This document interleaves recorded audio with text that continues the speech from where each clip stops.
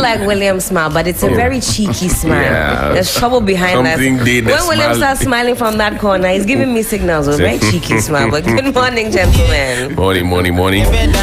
Well, let's go on the phone line now and check out what's up with the weather. Felicity Ahafianyo is joining us. Good morning, Felicity. Thank you very much for your time. Good morning, and thanks for having us. What more do we need to know about the weather? We only need to know that today we have good news. We are having 30% chance of rain for western region and part of western north central region today, and then some still slight improvement in the visibility and then the dryness over the southern sector, where Greater Accra will also benefit. So we are still expecting some cloud formation today, which is likely to clot some of the dust particles off and then improve horizontal visibility. In terms of the temperatures for today, we expect it to be quite high, 37 over the transition and then the forest belt, 39 over the north. Those of us along the coast hours will still remain 33 degrees Celsius. The state of the sea will still be calm for any fishing activities, but if they want to do deep fishing close to the equator, we are having some rain and thunderclouds that are moving towards the Côte d'Ivoire area, so they have to limit their distance in close to the equator. Close to us, to the east, to the west, every place is okay. In terms of the tides and then the height, is also pretty cool. The Water Lake too is pretty cool, except that visibility is expected between 2 to 8 kilometers, so they have to be a bit careful over that place. So in general, the most part still dry and hazy conditions with poor visibility is expected. And you still insist that we have to perhaps go back to the masks and avoid as much as possible a lot of outdoor events and all the caution you gave us the other time. Yes, so I think we still have the dust particles, as EPA is also coming out that the air quality is not good. I think it will help us to prevent any outbreaks of airborne diseases. Felicity, thank you very much for your time this morning. And that's Felicity Ahafianyo. She's with the Ghana Meteorological Agency. It's 19 minutes after 6 here on 3FM 92.7. We get straight into the dailies. The custodian newspaper says Bipewura Jinapor II announces Yagbonwura's death to Akufo-Addo. And the national security is back. If you see something, say something. Okanswa na Kodane Asem. 6 new regions good for Ghana's growth. Obi Amwa is the Minister of State designate for the local government ministry. I deserve national award. Katie Hammond. For what? For selling the drill ship. He insists at the vetting table. Asabi advocates religious harmony. Of course, he is a minister designate for chieftaincy and religious affairs. The Finder newspaper says Yana taxed Alan to revive economy when elected. GRA is best to collect property rates. Obi Amwa. Mahama officially declares intention to contest presidency for 2024. And you have my full support. President Akufo-Addo backs IGP Dampari. Helen? All right. The ABC newspaper this morning has this to say. I erred in buying tractors for farmers. That's coming from former President John Mahama. AU adopts Africa Prosperity Dialogues Action Compact on AfCFTA's implementation and will keenly monitor every step in gold for oil chain, Opoku Prempeh assures. Okay, William. Kenyan Times this morning. Research into illegal mining activities. 5,677 children engaged in Galamsey, according to a report. We'll get into that detail shortly. Review National Rental Assistance Scheme and Ghana to engage China for possible debt cancellation. Hipikwe. At the Ministry Vetting Committee, our fire chief executive sleeping on the job. That's according to Obi Amwa to MMDC is not on MP's contempt case. Court orders for proper procedure. Obi Amwa, let's begin with Obi Amwa. Obi Amwa has been, if you like, a senior deputy minister because he's been deputy minister for a very, very long time. This will be his first mainline, ministerial job. And he says that he will fire MMDCs who sleep on the job. I remember him serving under Haji Halima Mahama, who's now an ambassador, I think, in the US or so. US, yes. Yes, and Haji Halima Mahama, who is a lawyer, just like Obi Amwa, had said that she knew the people involved in Galamsey, particularly the MMDCs who were involved in Galamsey. And the deputy minister's job is to assist and act in the absence of the minister. So assist when the minister is available and then act in the absence. If he's now telling us that he will sack people, what exactly was he doing while he was assisting and acting as deputy minister? Did he make these suggestions and the suggestions were rejected, or is he now towing the line of all those deputy ministers, Yaweduchum at education, who said he was not given a chance to do the things he wanted to do, Mr. Piakubi, who said he was not given the chance, the energy he had to do the things?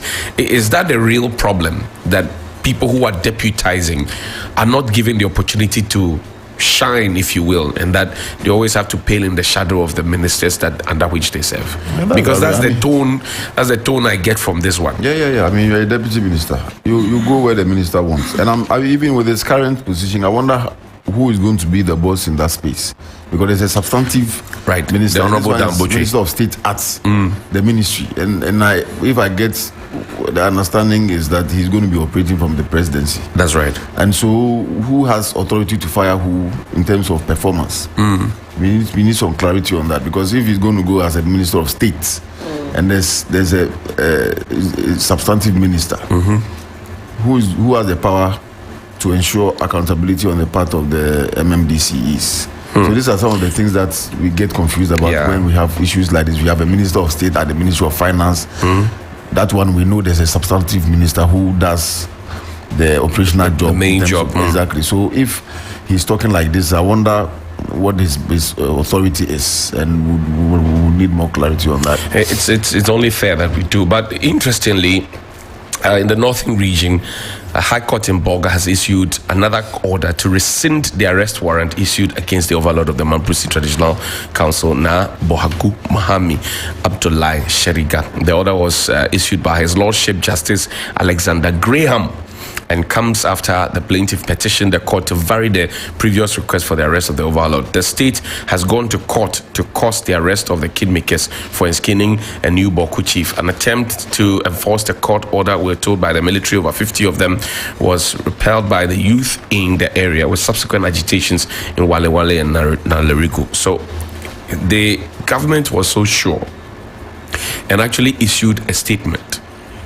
and which would cause the arrest of the chief. That's right. Now that the same court is rescinding its decision, shouldn't government be apologizing to the people? Has government lost a handle on this whole thing? It looks like it. It looks like the government is not in charge. I think that we have to put on record that law was made for man, right, and man was not made for the law. So looking at the volatile nature of the situation in the area, I was wondering why the court would order the arrest of the Nairi and his kingmakers. That for me was too... It's a dangerous thing to do. Exactly. Was too... I mean, I don't even know the word to use. You see fuel and you want to put fire in there. I don't think if there's a problem in Ashanti, any court can order that they should go and arrest Otumfuo. No. And the bailiffs whoever is the police will just walk there and pick Otumfuo like a snail from under the cocoa tree.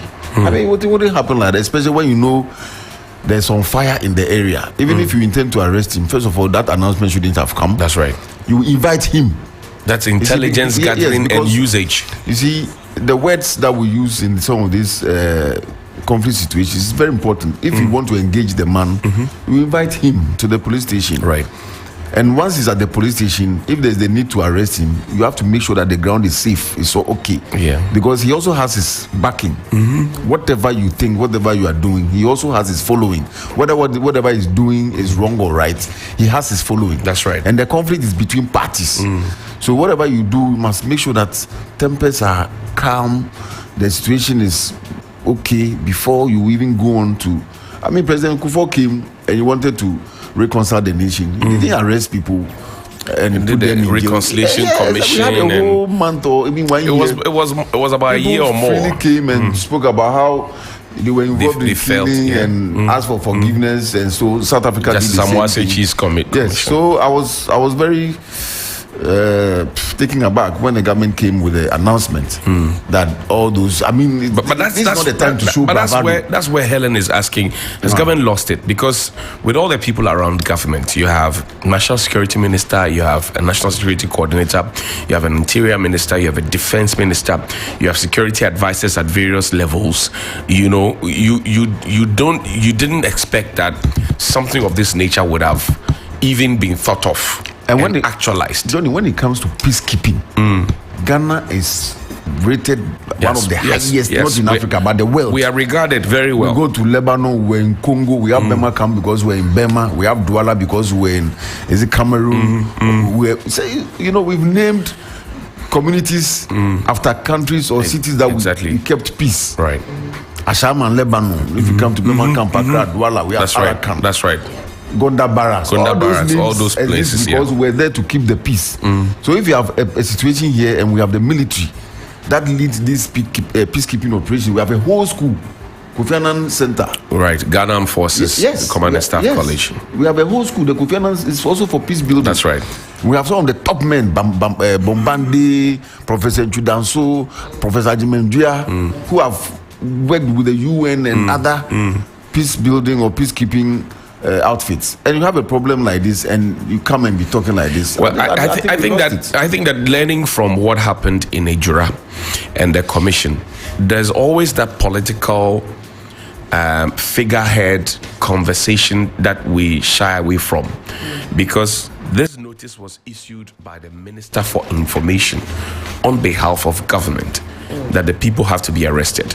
So you don't want to assume that it is not a cabinet decision or at the very highest levels that the minister just decided to communicate this on his own accord. No. That's right. So the minister couldn't have just written, like he would have been told to do that. If you look at what happened in Nigeria, the Ashanti Regional Minister Simon Esemensah, who still is at post and was not implicated in any way in the report of the Nigeria findings and people who were punished, said he was the one who ordered the military. So then the question I always come back to is that you are putting people in charge of a certain sector to lead. Ashanti Regional Minister is not a security person. Dominic Nitiwol is not a security person. But in the end, if they pick up a phone call and call a certain general or colonel and ask that, send men here to go and do A, B, C, and D, how dare the general or the colonel say no? You would oblige, because that's the political authority. We subscribe to democracy. And I'm saying that if they had the readings right, they wouldn't have said, because I spoke with a soldier, an officer, who said he was shocked when he heard it. They are not in Ghana now. I think they're on tour, peacekeeping tour. Right. And he said he was shocked when he heard it that 50 soldiers were sent to go and pick up one man. 50 soldiers. So the politicians need to be telling us something, because you're supposed to be leading, and your leadership must be based on some qualities and expertise. Quite frankly, we got it wrong, because if journalists sit on air and make pronouncements and the government feels that they are threatening national security, they don't announce it. They quietly come and pick you up. Yes. So if there's a situation like that, why would they want to announce it if they don't want to make any political capital out of the whole situation? They should have just gone quietly, invited. The word should have been, we invite him. We invite him to Accra to come and brief the president and the government on what's going on and see how all of us can work towards getting some peace, and then we can move on. But if you say you arrest the man, and you went there, you were asking people, where's the man? you know, get intelligence.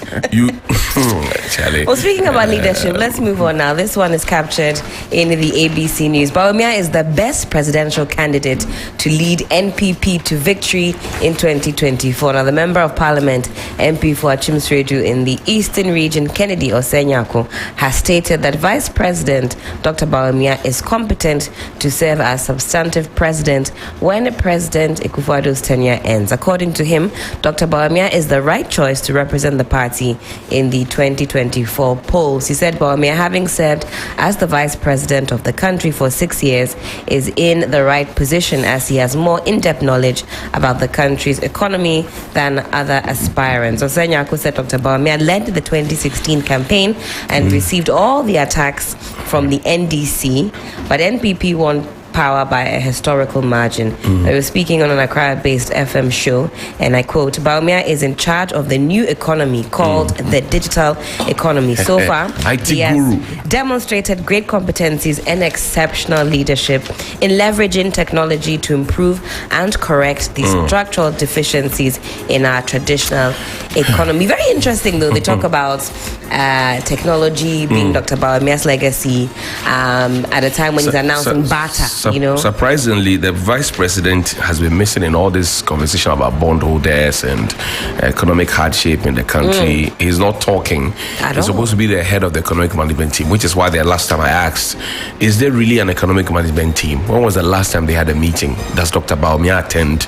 Is he allowed to operate fully? If they've been disbanded, do we need to know? Yes, we need to know. We need to know, because it was Dr. Bawumia who came to tell us what a solid economic management team. You remember that? Professor so if it's been dissolved, he has to come and tell us. Professor Jan Bafo, Alan Rujo Tremant, he mentioned their names. Yes, he did the Ruko and laughed and said, we can't even remember who the NDC's economic management team members are. So if there is an economic management team, we need to field them now, and he needs to tell us when was the last time they even had. We know cabinet meets on Thursdays, right? So the information minister may come and say, per cabinet decision, so and so will retreat from so and so. Okay, if there's an economic management team and we have all of these things, and the leader of the management team, who's still vice president, has not spoken, I wonder what we need all these accolades for at this time. And when was the last time an economic management team was summoned? Okay, does Dr. Bawumia attend? Is he made to freely operate? Does Mr. Ken Ofori-Atta attend? Does he freely operate, or do they take decisions at the economic management team and then Mr. Ofori-Atta decides to do what he wants? For example, individual bondholders who did not subscribe to the DDEP will be paid whatever is due them in the maturity of their bonds today, their coupons today. Today is the deadline. So they will be paid. Yes. After we defaulted, but they will be paid today. So it means that the people who signed on, either out of fear or, if you will, under duress, like the former Chief Justice said, at gunpoint and all of that, they would have gotten into because people have been paid. So, and this is a conversation that would have come up at the economic management team table if they really had meetings. Dr. Bawumia is silent.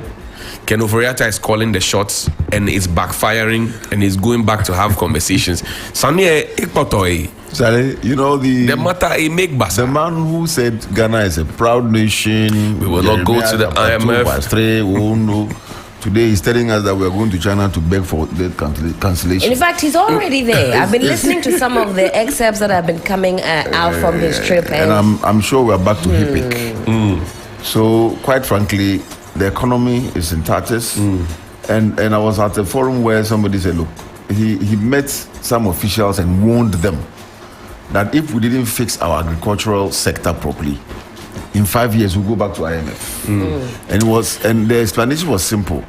He said we are busy growing cocoa, cotton, and timber and selling raw materials. We are not industrializing. But no, adding value. He said we are not producing food to feed ourselves. Yeah. And there's no way we can say we import rice, maize, oil. How we go survive? And frozen chicken. And this is where the Americans and the Asians are growing large scale. And they export to us and take the dollar that we don't have. So there will always be pressure on our city if we don't produce food to feed the people. So instead of just thinking about cocoa data, this party did better than this one in cocoa, we should be thinking about how we are going to produce food. Because that is needed constantly. Every day we need to eat rice, maize, chicken, oil, tomatoes. And we are even importing tomatoes from areas where they don't Morocco have and the rest. Yes. So the agric thing must be taken seriously. And we're giving the example of Zambia and Morocco, where the presidents have gotten down from their thrones and to the ground. I like the word throne because our president now rides around in a throne. To lead the agric sector, to produce food. Because at the end of the day, but you see, William, the agric minister is also part of the economic management team until recently, when he left government. Yes. The trade minister, who is supposed to lead the agenda to add value to what we produce instead of exporting the raw materials, and also to focus on feeding ourselves, which is important because now we export nearly everything. Statistical Service has told us over and over again. Government started denying it. The president was in Parliament State of the Nation address, I think 2021, and said we are now a net exporter of the basic food, tomatoes, onion, blah blah blah. It turned out to be a white lie. So we are back to square one, like William is saying. And we have the likes of Dr. Nyaba and the rest who keep telling us that, look, we are not growing enough because the food that we will consume in the first quarter of every succeeding year is the harvest that we make around September-ish. So it travels all the way to October, November, December, January. So when you find food prices at the beginning of the year or towards the end of the year very expensive, it means that you are not planting enough. Let's take the rice example. We import about 1 million metric tons of rice annually. That's a lot of money. We produce about 500 metric tons of rice. Rice takes 3 to 4 months, okay? Tops 4 months, but within 3 months you can get to plant and harvest rice. Same with maize. Okay. We have 2 rain cycles, okay, in this country, and that's the best we have. Why are we not thinking about proper irrigation so that we can plant rice, maize, these staples 4 times in a year? Because we plant in January, we can harvest by March, and then we plant in April, we can harvest by June, and in that order. Then we will start gradually, and then we would have brought down the numbers. Because if we then do 2 cycles and we're doing 500, if we now do 4 cycles, we'll be able to do 1 million. And then there will be a deficit of only 500,000. As we travel along, we would have so much to store that will cut down heavily on the rice importation. But people have interests. People have interest in who is importing and who's supporting which political party with which money. Same for sugar. Same for frozen chicken. Same for other stuff that we need directly to consume on the daily basis. Because it just doesn't make sense that we have invested over 600 million every year since 2017 in planting for food and jobs. And yet food is expensive in this country. It doesn't make sense. And even the agric minister designate tells us that there's a challenge at the buffer stock. Where they are not able to pay for the stuff that they get. So it means the free SHS program, they also take food from there. That's right. And the government is supposed to pay. That's right. The buffer stock. That's right. And that's where I think they see a lot of the challenges, and as a result, the children can't find and food that to is eat. why children go to school 5 weeks instead of about 10 or so weeks. The new crop of students are coming. They can't feed all of them, so they are crashed out of the system to come home. Yes, by so force. They will have I was just checking the calendar, and they're coming home sometimes 2 weeks, 1.5 weeks. They're back in school. It's not fun.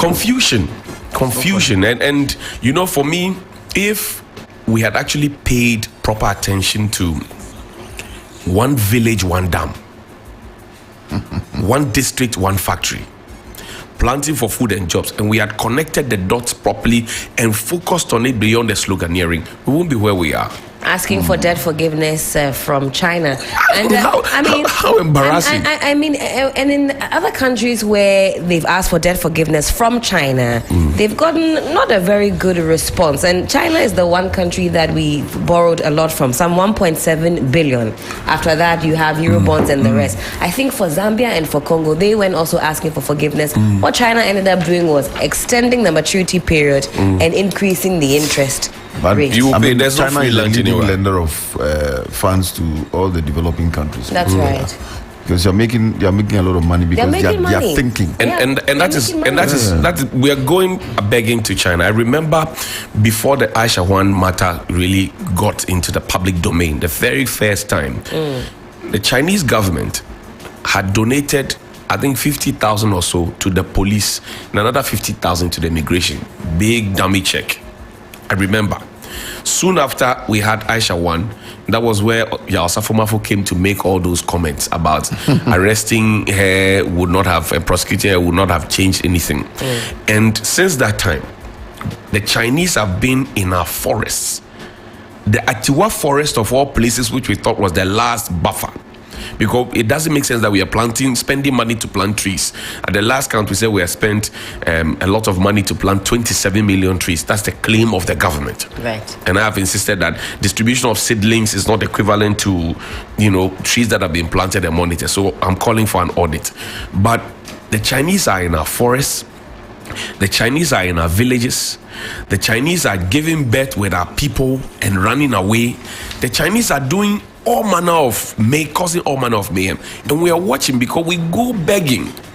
If you go, yes, I mean, go to the Ghanaian boys too. I'm firing. Oh no, I'm saying that. No, don't worry. I'm saying that where because it becomes a burden for us. No. Then as to agenda and social protection bill, you will. Yeah. I mean, you may trace the Ghanaian guy. Yeah. But Ajua Hun, where are you going to trace Ajua Hun's father from? I mean, and this is not anti-Chinese, but I'm saying that you can't go to China and do that. I can't just go to China, pick a champagne, and get into any of their rivers. And one day we will show pictures of the cities in China and mirror that to our cities where they have caused mayhem. Then maybe we would wake up. Because you can also go to China and in their marketplace, you go and set up a store. You are selling banku in open daylight. Their security personnel are just walking. They're just walking, smiling at you. They are selling kinky tomorrow. Tomorrow you are selling butter curry. It will never happen.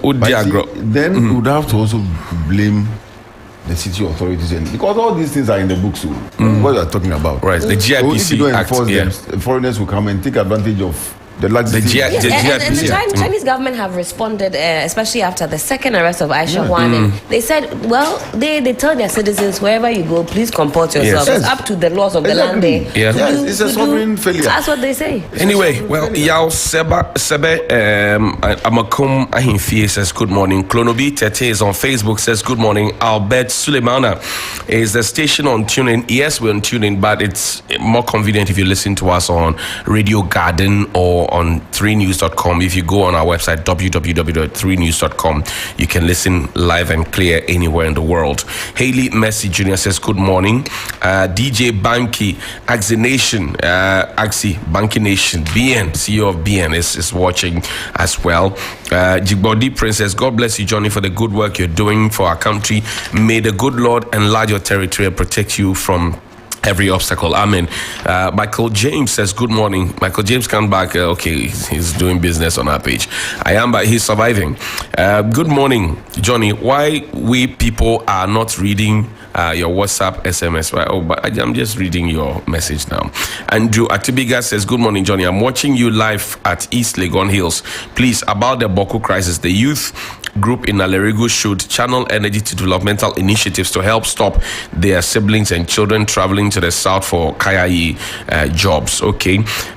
Doda Gilbert says, forget Dr. Bawumia. Some of us are sympathizers of the NPP and believe in their ideology, but they want us to stay with the small love we have in stock for them. They shouldn't bring Dr. Bawumia forward. You can't be a problem and also a solution. Beckelman, BB Kalman says, blessed morning. Lawa Ngwa says, it's all slogans. They don't invest in anything. Anas Fufu says, NDC requested for reshuffle and now they don't want to approve the members, the nominees. Regards to Honorable Dapa Mankraso MP. Pedro says, X-Blog is here live and clear inside Indianapolis, Kumasi, Tanoso, Kesben Junction. You are right. So baby GH says, Johnny, you are right. We are 66 years old and still a developing country. When will we grow? How old is North Korea? Lawa Ngwa is worried. Daniel Cortes says, Chinese are sending you the criminal form from jail. Okay. All right. Lots of messages there. Peter Cash says the MPP is a confused group of people. Godwell says good morning, Johnny. Good morning, Cadet Captain Johnny from Cadet Major Asari. Nana Kwame Asari, sir, I see you. Good morning to you. And you deserve a citation from NSS. Ellen Bill says I deserve a citation. Bring it. NSS, would they give me the citation? Well, this is a sound bite for the morning before Johnny's bite. Listen. I can tell you